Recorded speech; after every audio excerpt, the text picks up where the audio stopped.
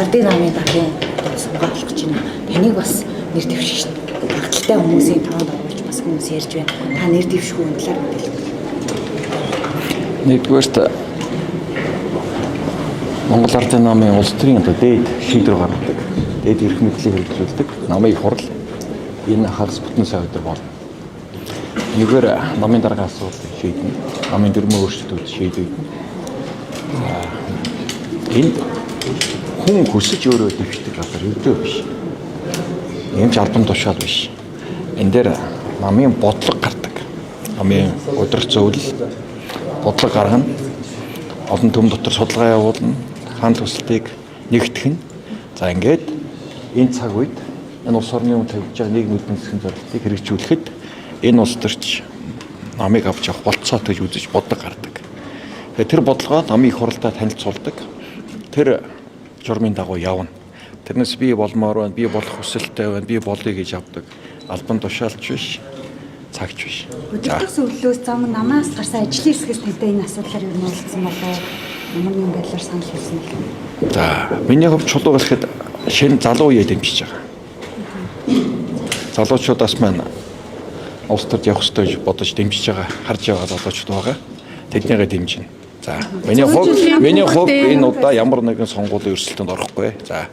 100 жилийн даргын намын одоо бас энэ үзэл бодлын зөрүү бас нэлээд хурц байдалд хүрлээ. Одоо ер нь намын дарга ямар хүн болоосоо гэж таны хувьд намын гишүүний бодож байна? Үзэл бодлын зөрүү гараагүй. Намын үн цөл хэвээрээ, намын анхны шат, намын гишүүн дэвнэгдэлтэй хэвээрээ л байгаа шүү дээ.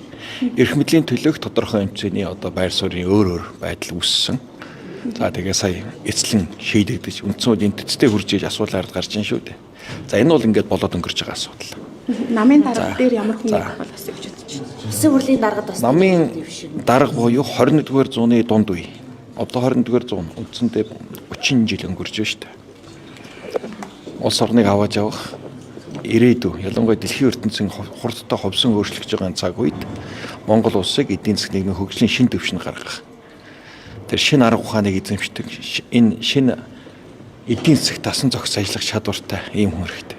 Энийг ойлгодог, мэдэрдэг хүн хэрэгтэй.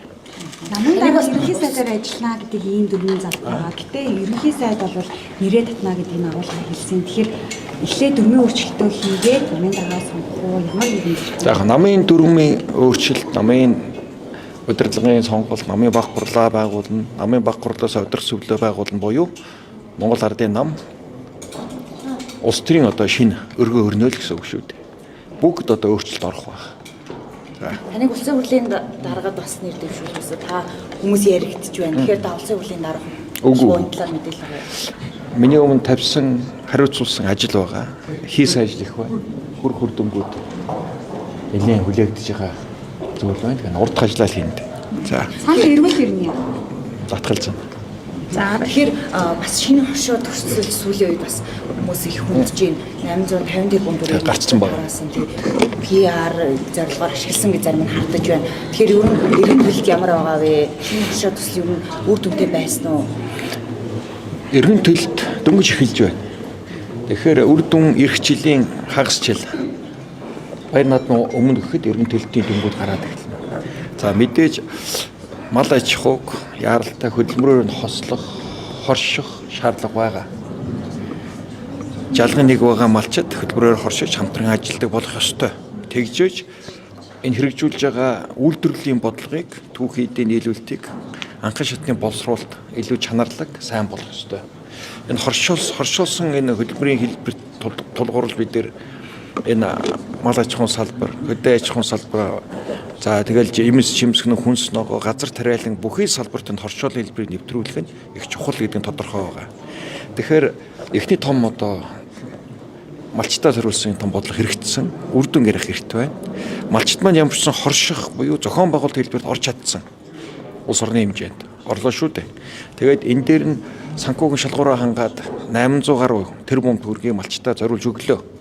Энийг зарцуултвал мал аж ахуйгаа сайжруулах, ашин байдлыг сайжруулах, хашаа ороогоо сайжруулах, тэжээлийн ургамал тариалах, тоног төхөөрөмжтэй болох гэх мэтийн ер нь өргөн хүрээг хамарсан ийм зарцуултууд гарсан байна лээ.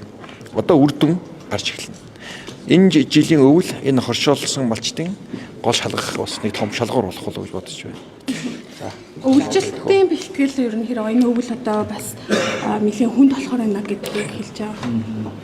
За үйлчлэлт хүн сүдэн аж ахуйн яам улсын их хурлын баталсан төсвийн бодлогын хүрээнд өөрөөс хамаарах өвлжилтийн бэлтгэлийг хийж дууссан. Мал эмнэлэг, вакцинжуулалтын ажлууд улс орны хэмжээнд явж байна. За газар тариал төмс сүнсний ногоо урах сураан авалт бүрэн аваад дууслаа. Та нар 31 мянга гаруй ажиллалаа. Ямар нэгэн асуудалгүй, хүндрэлгүй, хэл амгүй, аваар осолгүй ургацын хураалт бүрэн хийгдээ дуусаад ажилласан одоо оюутнууд, зөвшөөрчний дайчид, сонсогч нар, за хөдөө аж ахуйн ажилчид одоо том ажлын хард гарсан. Одоо улсын хэмжээнд мал мах бэлтгэл ажил явагдаж байна. За 230 гаруй 33 сая доллар хүрээд байна. Экспорт, мал махны экспорт хийгдээд байна. Сүүлийн одоо 3 дахь жилдээ бид 300 сая доллар хүрсэн экспорт хийдэг болж байна. Энэ юу илэрхийлэх вэ гэхээр тэр мал эмнэлгийн үйлчилгээ, вакцинжуулалт энэ анхан шатны ажлууд хийгдсэн үр дүн шүү дээ. За өвлийг даван туулахын тулд мэдээж энэ жилийн нэг онцлог байгаа. Газар тариалангийн салбараас олон мянган тонн тэжээлийн уран нийлүүлэгдэж байгаа. Одоо байгалийн хадлагын өвс биш, таримл буюу илүү уургалаг, илүү шимт хичээлд ийм ногоон тэжээлийн таримлын тарилт нийлүүлэлт энэ мал аж ахуйн салбарт их хэмжээгээр нийлүүлэгдэж байгаа. Бараг 100 гаруй мянган тонн га талбайд ногоон тэжээл таригдлаа шүү дээ.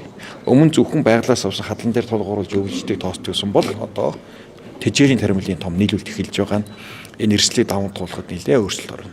Улаанбуудаан тэгэхээр тариалт жоохон багасна гэсэн үг. Улаанбуудаан тариалт ийм байгаа. Атрын 1-2 дугаар аян 1950-60 он 70 он за орох баг. Монгол улс газар тариалан эзэмшээд 1 сая га газрыг эргэлтэнд оруулсан. Тэгэхэд Монгол улсын хүн ам 1 сая гаруй байсан. Одоо Монгол улсын хүн ам 3 сая 500, 2030 он нөхөд бид 4 сая болох ийм тооцоол явж байна. Хүн амын өсөн нэмэгдэж байгаа энэ хүнсний хэрэгцээг хангахад одоо ашиглалтанд байгаа 1 сая га газар маань хүрэхгүй болж байгаа. Тийм болохоор энэ газар тариалангийн талбайгаа нэмэгдүүлэх атрын төртөр аян гэсэн том бодлого явж байгаа шүү дээ. Газар тариалан нэмэх нь мал аж ахуй, эрчимжүүлэлт, энэ нь хүнсний хангамж, доктортой байдал. За энэ нь өөрөө нөгөө хүнсний хувьсгал, хүнсний үйлдвэрүүдэд чадварчлуулах хөтөлбөртэй шууд холбогдоод залгаад гарч байна. Ингээ манай салбарт хэрэгж байгаа бодлогод бүгд нэг цогц яваад байгаа хоорондоо уялдаатай. Цагаалтанч төр, хүнсний хувьсгалагч төр, хоршоонч төр, атрын дөрөвдүгээр аян. Энэ дөрөв дандаа биенээ дэмжсэн нөхсөн ийм хөтөлбөрөөр явж байгаа. Урилгын үн одоо сарын өмнөөс нэмэгдээд 14 оны өмнө хамгийн сүүлд Улаанбаатарын одоо 1-р 100 төгрөгөөр нэмэгдсэн юм байна. Тэгэхээр энэ жил намар ургац алдсантай холбоотой гэж худалдаа эрхлэгчид тайлбарлаж байна. Тэгэлгүй яах вэ? Нэг зүйл байгаа. Ер нь энэ салбарын хууль эрх зүйн орчноор оролдохтой бодлоготой байх хэрэгтэй. Харамсалтай бодлогын алдаа гарсан. 2 жилийн салбарын одоо доктортой үйл ажиллагаа маш сөргөөр нөлөөллөө. Улаанбуудаан тарилт үзэнтэй 2 жил дамжаад 110 мянган га талбайгаар багаслаа. Энтэй ургац мэдээж дагаад багасч байна. Энэ жилийн тухайд ихэд бид 150 мянган тонн үр тариа гаднаас импортлохоор болж байна. Гэтэл бид чинь сүүлийн 5 жил дотроо 100% тарьдаг, дотроо 100% хангадаг ийм болж чадсан байсан энэ салбарыг бодлогын алдаатай болоод огцом уналтанд орсон. Тэгээ энийг бид нөхөхөөр ажиллаж байна. Эрхчлэхэд бол нөхөн. За хуулийн алдааг бол их хурл маань ойлгож буцаага зассан. Энэ жил уранш буюу эрхчлийн хаврын тариалтын бэлтгэл ажил маш сайн хийгдсэн. 26 оны нам ороход бид өндөр ургац авах байхаа гэж бодож байна. Буюу энэ алдаагаа бүрэн засч чадах байх. Мэдээж 150 мянган тонн үр тариа гаднаас авахд бид багаар утгад нэг 50-60 сая доллар ахаад алдчихж байгаа байхгүй гадагшаа өгч байна. Дотооддоо хийж чадчихсан зүйлээ хийж чадгаа болно гэдэг мэл импорт хамааралтай болж байгаа асуудал. Нөгөө талаар энэ ноолуурын салбарын хийгдсэн хөрөнгө оруулалт цагаалт их сайн явж байна. Сая статистикийн мэдээ өнөөдөр би танилцсан над дээр ирлээ. Ноолуур Монгол улс чинь ноолуураа түүхийгээр энэ гадаад оронд өгчдөг байсан. За энийг таслан зогсоосон. 100% угаадаг, самдаг болсон. Нодингийн мөн үетэй харьцуулахад угаасан самсан ноолуурын экспорт 5 дахин нэмэгдсэн байна. Буюу энэ олон зуун тэрбум төгрөг Монголын үйлдвэрлэлд үлдэж эхэлж байгаа гэсэн үг. Бид илүү түүхийдээ үйлдвэрлэлийг болох тусам л малчтын орлого нэмэгдэх нийлүүл доктортой байна. Мал махны экспорт 17 онд бид экспорт хийж байна. Энэ чинь 30 жил бараг Монгол улсны бүх засгийн газрын мөрөөдлөөсөн байхгүй маха экспортлон ярьдаг гаргаж чаддаг. Ягаад гэвэл мал эмнэлэг, нөгөө вакцины маргаан, шаха, өвчлөл энийг зохион байгуулж чаддаггүй байсан зүйлүүд сүүлийн 3 жил сургахгүй болчиход байгаа шүү дээ.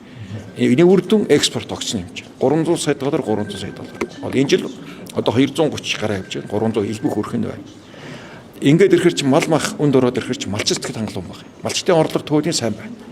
Ноолуурын энэ жилийн хаврын бэлтгэлийг бид нар унгаалгүй авч гарч чадсан. Үндэсний үйлдвэрүүдийн ноолуураа анх удаа авч үзлээ. Анх удаа шүү дээ. 30 жил Монгол улс үндэсний үйлдвэрүүд ноолуураа түүхийдээ 100% өөртөө авч чадлаа. Энэ үр дагаврууд ингээд гарч байгаа зүйлүүд байна. Тэгэхээр хийх ажил их болохоор түрүүний хэлсэн улс төрийн аливаа ямар нэгэн өрсөлдөөн орох сонирхолж чадах шаардлага. За. За баярлалаа. Сайд хангалттай